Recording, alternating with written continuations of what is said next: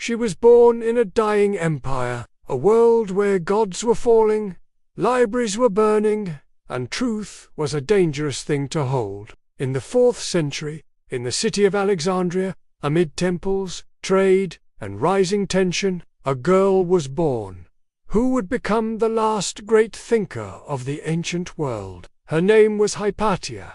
She was not a princess, nor a prophet. She didn't lead armies. She didn't seek power. She sought understanding. Her father, Theon, was a mathematician and philosopher, and he taught his daughter not just numbers, but logic, astronomy, geometry, reason. He raised her as a mind, not as a woman to be married off. She wore the scholar's robe, walked freely through the halls of the Library of Alexandria, lectured men in the open, debated in public, and challenged superstition with science. She studied the stars, tracked the planets, perfected the astrolabe, and refined conic sections centuries before modern calculus would emerge.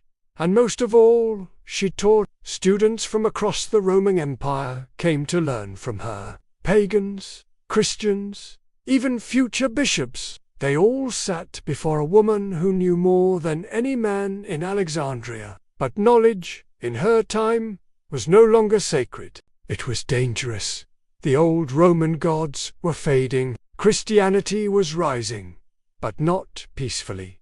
The empire was cracking. Violence simmered under the surface, and Alexandria, the once great center of learning, was now caught in a battle of faith, power, and fear. No protection, only reason and her voice. But that was enough to make her a threat, because Hypatia refused to take sides. She advised the Roman governor, a Christian. She debated church leaders fiercely and openly.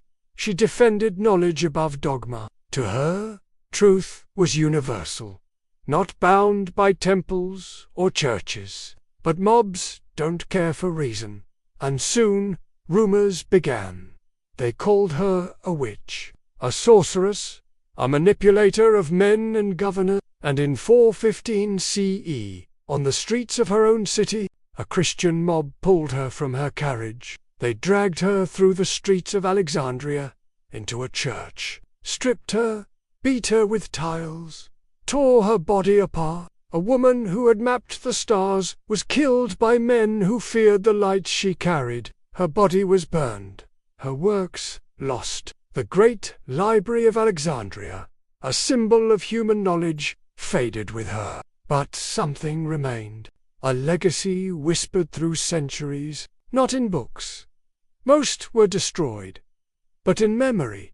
Hypatia became a symbol, a martyr of the mind, a woman who stood for logic in a time of madness, a reminder that ideas are more dangerous than swords, and far more powerful. For over 1,000 years, her name was erased from official history, yet whispered by philosophers, by rebels, by scientists, until centuries later, she was reborn, in ink, in film, in classrooms, in every woman who refuses silence, in every student who dares to ask, in every voice that chooses reason over fear. She was the first female mathematician recorded in history. She was the last light of ancient science, and she died for truth.